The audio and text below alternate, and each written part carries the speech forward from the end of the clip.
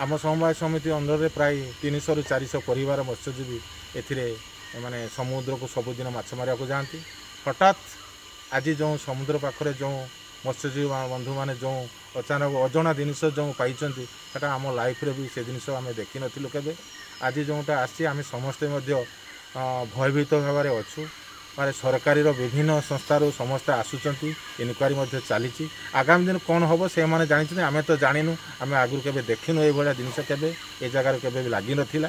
तेणु आम भयभीत अच्छु एवं आगामी दिन को कौन हम से प्रशासन जानी कि सरकार तार विधिवत भाव में पदक्षेप नहीं।